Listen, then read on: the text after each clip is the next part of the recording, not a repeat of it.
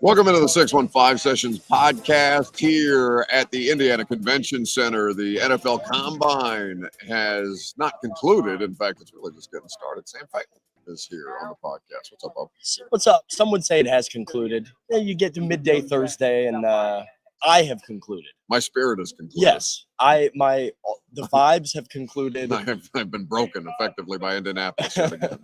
You do that every year, though. Oh, well, you know, something consistency is key. That's Indianapolis, Bloomington, it all breaks. Yeah, I mean, well, it's just I'm soft anymore. There's really nothing that I can get accomplished without it physically breaking me or emotionally breaking me or mentally breaking me. But that's why we're here to talk about things that can restore, can uplift, can rebuild.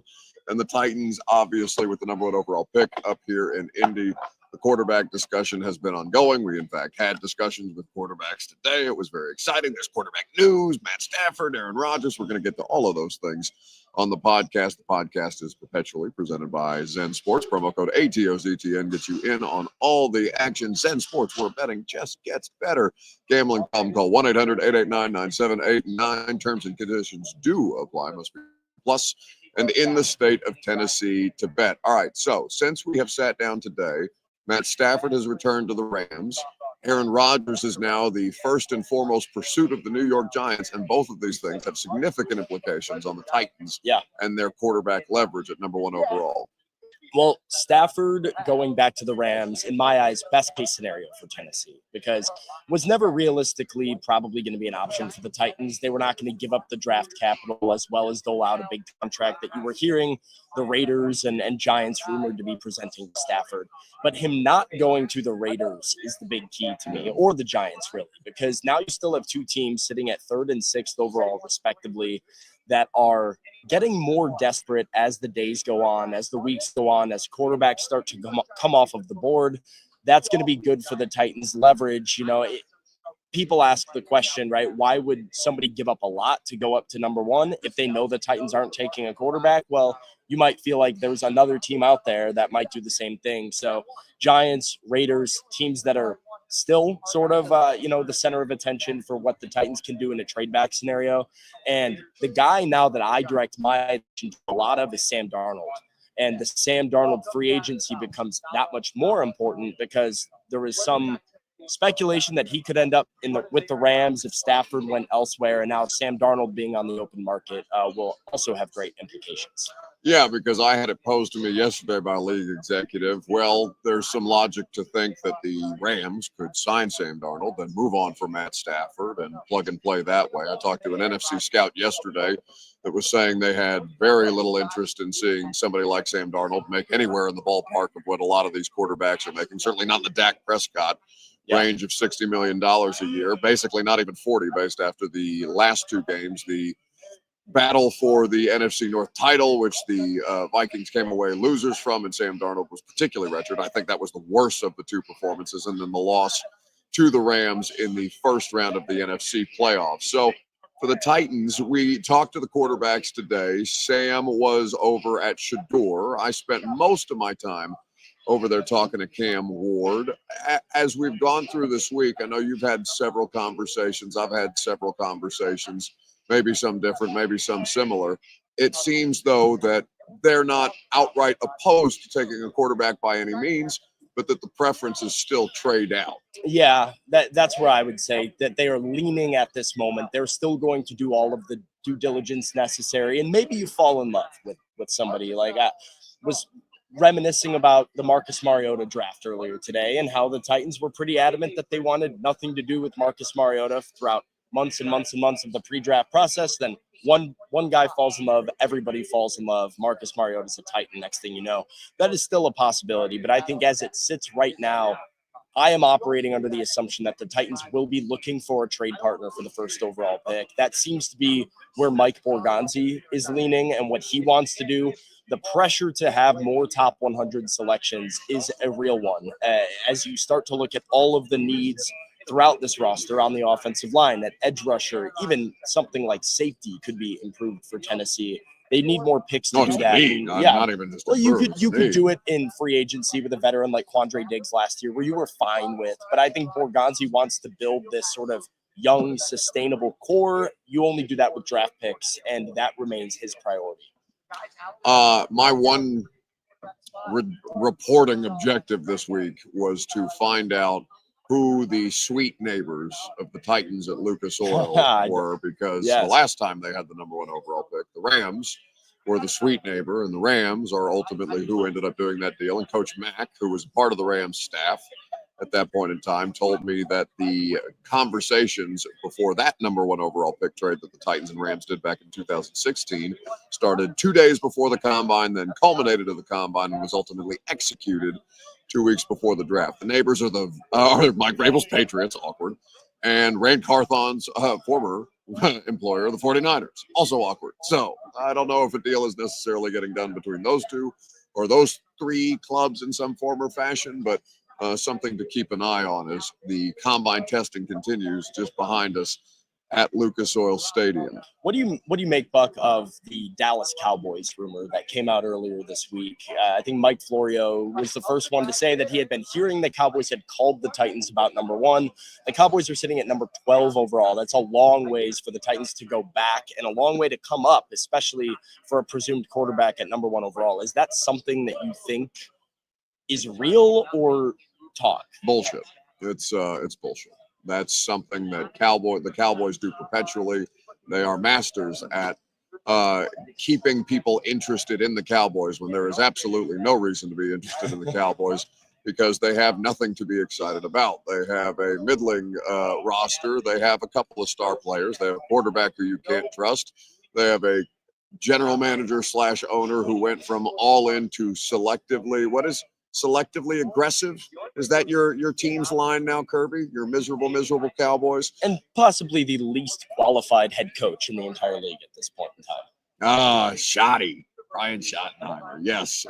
Again, incredibly uninspiring. So I think that's something that the Cowboys do to keep their names in people's mouths when there is absolutely no reason to talk about the Cowboys, from my standpoint. Anyway. Well, and even if it was real, legitimate interest from the Cowboys, it's not something that I think is super realistic for the Titans. We've heard about this draft class pretty thoroughly at this point, and it is a very top-heavy draft class. There is not as many first-round grades in this year's class as you would see in a typical draft. I've heard 10 first-round grades. You're moving back to 12 in this world. That's not a great spot that you want to be in if you're the Titans. I was also told something earlier this week about the edge rushers, right? Because I think edge rusher would be the position I expect the Titans to target if they move down in the draft. That would be the betting favorite in my eyes right now. You have Abdul Carter, of course. Titans fans well familiar with him. A lot of people would be very happy if he ends up in Nashville. I think that's a real possibility. You got Michael Williams out of Georgia, who I think is starting to emerge as the edge 2, as another possible guy that the Titans like a lot. They have a ton of interest in Michael Williams. I was told earlier this week that the difference between Abdul Carter and Michael Williams, slim to the Titans. The difference between Michael Williams to the next best edge rusher, significant. Yeah. And so when you start to weigh trading down in the draft, you have to assume that the Titans are not going to want to put themselves in the spot where they cannot get a player that's attractive to them. If you can trade down and get Abdul Carter, great. If you can trade down and get Michael Williams, Titans fans might be a little bit less inspired, but I think the organization would still feel pretty pumped about that trade. You're not doing it all the way down to number 12 where you're going to have to settle for these B or C tier prospects. Yeah, respectfully to the audience and to the Titans fans that are listening and watching to this, I don't give a shit what inspires you. I give a shit about putting the best football team together, and that's something that they've struggled to do. I've seen plenty of things that excited you. Last year's free agency spend excited you, and then what did it do? It shit the bed. Yeah. I'm not interested in inspiration. I'm inspired by good team building process and an organization that shows some semblance of stability, which this team has famously not had, but perhaps this is the time that they'll get it right. Now, the thing, that stands out to me, just talking to a couple of people, both with the Titans and outside of the Titans organization, Mike Borgonzi continues to receive a tremendous amount of praise from his peers and from people who have worked in similar roles from him, because he has worked at every level of an organization. He is still here and plans on being here through Sunday. Last year, Rand Carthon left on Wednesday. Now, that was also in part due to the stadium groundbreaking, and that was had to be there to shovel. They wanted the photo op. I'm not saying it was a good idea. I'm just saying some suit that wanted a picture made the decision to have the coach and the general manager leave the combine early before the offensive tackles worked out or interviewed. By the way, right. I just, in case we needed a reminder about. They're so stupid. They just really piss me off sometimes. But the entire thing with the Titans at this point in time is the idea that they have time, or at least they've been told they've had time to get the quarterback plan right, Sam. And my hearing and which has helped inform my logic on the level of patience that can be skewed towards the quarterback plan is it can be done in phases. It does not need to be accomplished absolutely definitively this year just because this team has the #1 overall draft pick.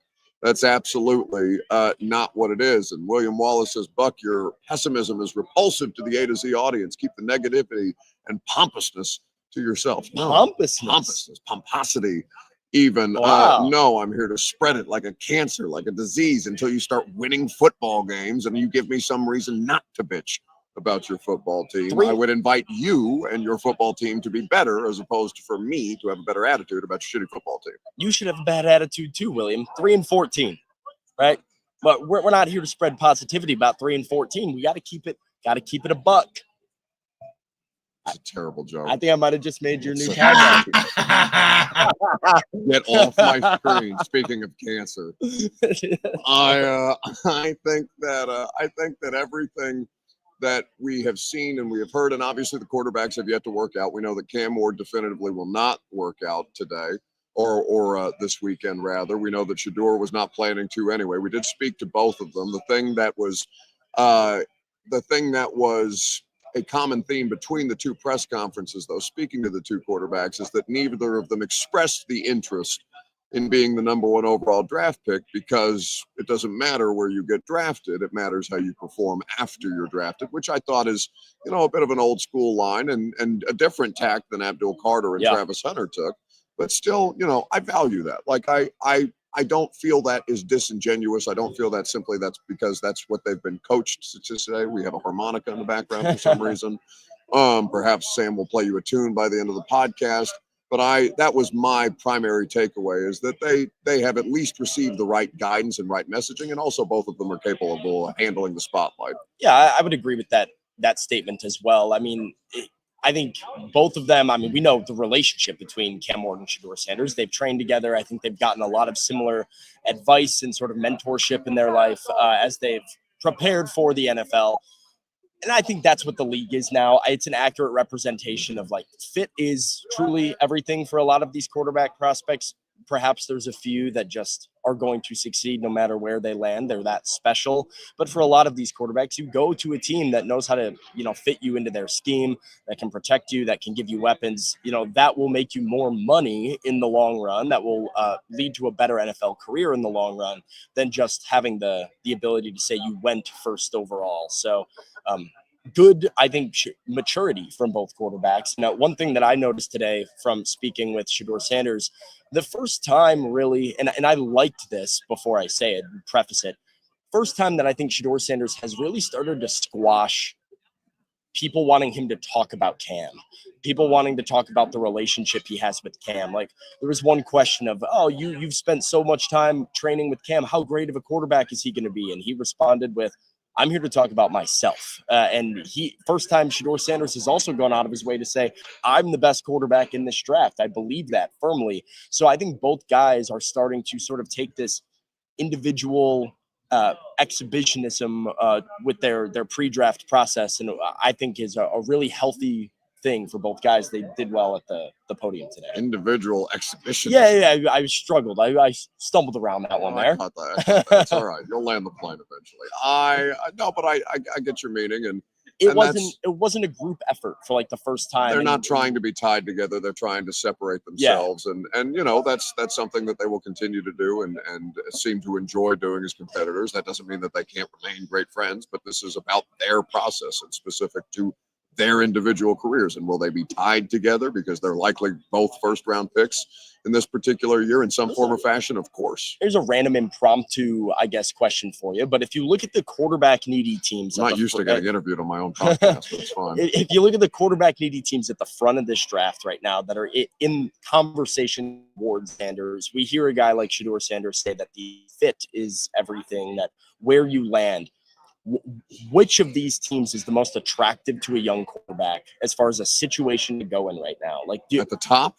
Yeah, I mean, like realistically, right? Like the Jets are probably the one that best football team. You're hoping the Jets are the team that trades up to number one and drafts you if you're Ward or Sanders. I think so. They have Quinnen Williams. They have Sauce Gardner. They've got Garrett Wilson. They've got a coach who gets it. Yeah. I think at this point in time, in Aaron Glenn, who's a former player there and has tried to retake control of the narrative since Aaron Rodgers has been ousted in an unceremonious coup. As the ayahuasca in chief in New York at this point in time. New York, staying in New York at this time. Yeah, just going to swap facilities, I guess. And Jersey's what a nightmare for Giants fans. I think, but to me, the Jets are the closest. The Jets are the closest. Ola Fashanu last year in the first round. Obviously, their offensive line is still a work in progress, but for the market, for the team, for the division, which Buffalo is sitting at the top. Miami looks fraught though, and New England is still way, way far away, no matter how many heroes welcomes or war tours Mike Vrabel goes on this offseason to try and tell you that the Patriots are back, and God knows he's trying.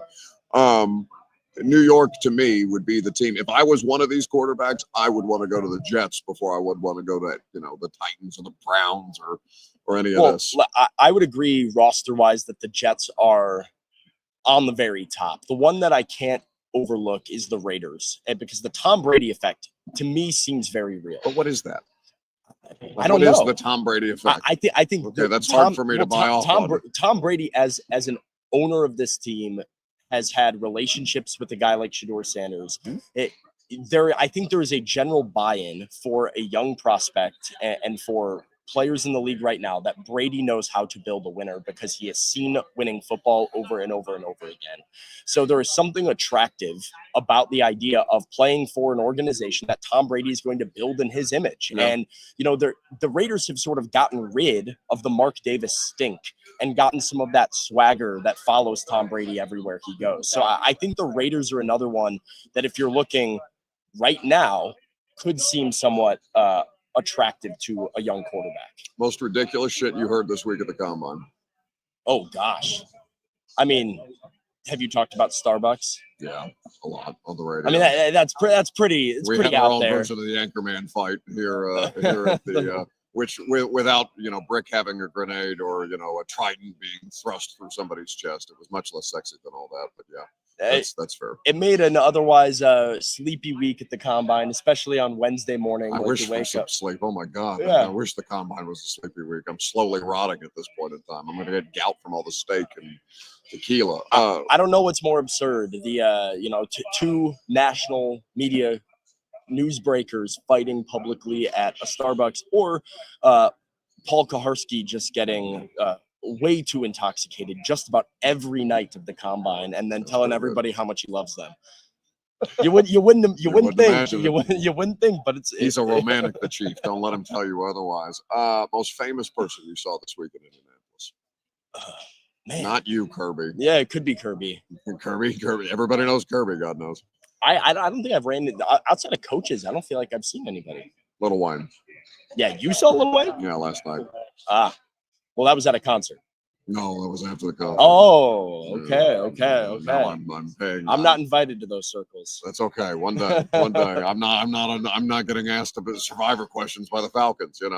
We swim in different circles, but it's the coverage is all encompassing, which Correct. is why you like it around here at A to Z Sports. All right, that's going to do it from us.